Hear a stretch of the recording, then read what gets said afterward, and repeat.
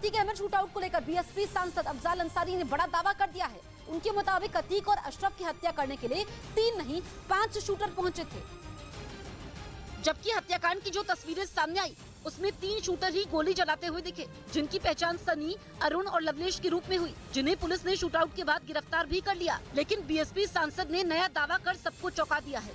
जो असली उसमें जो शूट करने वाले थे ये तो तीनों थे ही, इसके अलावा भी थे। उनका दावा है कि बाकी 2 हमलावरों की तस्वीरें मीडिया में नहीं आई, लेकिन इसकी जांच होगी तो सारा भेद खुल जाएगा। भारत समेत दुनिया भर में कोरोना के नए वेरिएंट की वजह से दहशत फैल रही है। ब्रिटेन के वैज्ञानिकों का मानना है कि यह नया वेरिएंट कोरोना के पिछले वेरिएंट से कहीं ज्यादा खतरनाक है, जिसने भारत समेत दुनिया के 22 देशों की चिंता बढ़ा दी।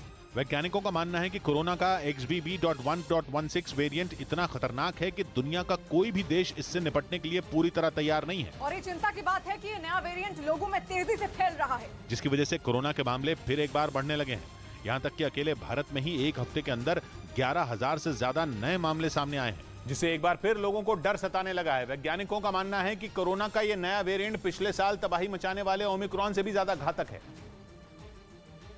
और उससे दुगनी रफ्तार से फैलता जा रहा है, जो बच्चों को अपना शिकार बना रहा है। इसकी वजह से बच्चों में कंजक्टिवाइटिस की शिकायत सामने आ रही है, जिसकी वजह से उनकी आंखों में सूजन आने के साथ ही दर्द होने लगता है। दावा है कि इस वायरस ने भारत समेत दुनिया के 22 देशों में अपने पैर पसार लिए हैं, जिसके बाद एक बार फिर लॉकडाउन लगने का डर सताने लगा। हालांकि डॉक्टरों का मानना है कि वैक्सीन लगवाने की वजह से लोगों में कोरोना फैलने का खतरा कम हुआ है, फिर भी इससे सतर्क रहने की जरूरत है।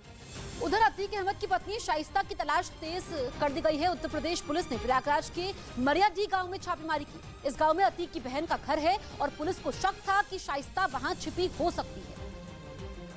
और जैसे ही पुलिस को इस बात की जानकारी मिली, वहां सर्च ऑपरेशन चलाया गया। पुलिस के कई जवानों ने अतीक की बहन के घर के अलावा पूरे गाँव की तलाशी ली। माना जा रहा है कि शाइस्ता पुलिस से बचने के लिए अतीक की बहन के घर जा सकती है, इसलिए पुलिस ने उस गाँव को छावनी में तब्दील कर दिया। इसके साथ ही वहां फ्लैग मार्च भी निकाला गया। मरियाडी गांव के आसपास भी छापेमारी अभियान शुरू किया गया। इससे पहले पुलिस शाइस्ता की तलाश में उनके मायके कसारी मसारी इलाके में भी दबिश दे चुकी है, लेकिन शाइस्ता के घर वाले वहां से फरार हैं। जिसमें गली के अंदर सफेद धुएं का गुबार नजर आया और लोग चिल्लाते दिखे।